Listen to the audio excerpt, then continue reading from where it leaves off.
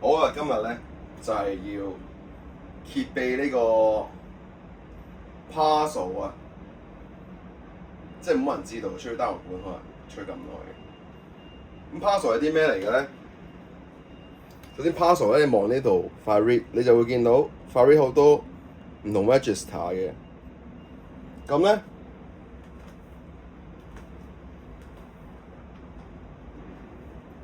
比如說呢度就可能係你嘅 first parcel 啦，呢度就係你 second parcel， 呢度就係你 third parcel。OK？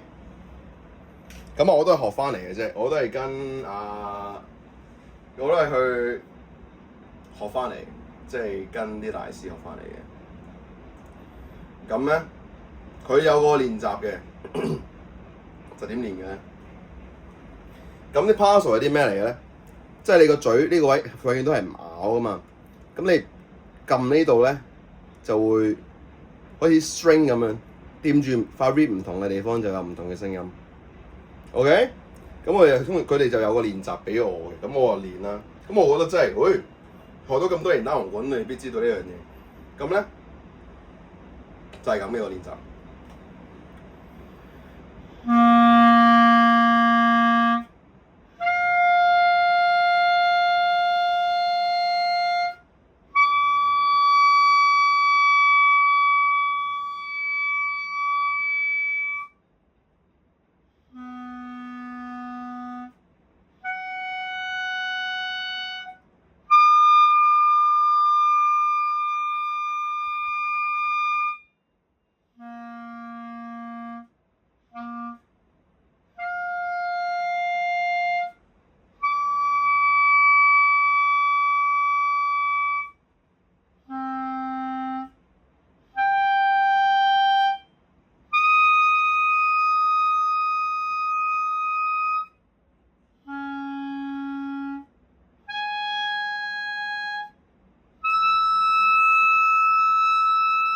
咁我做咗啲咩咧？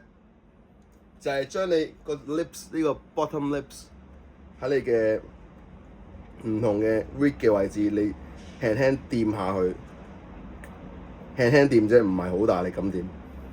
咁你就會有呢個唔同嘅聲音，就係咁。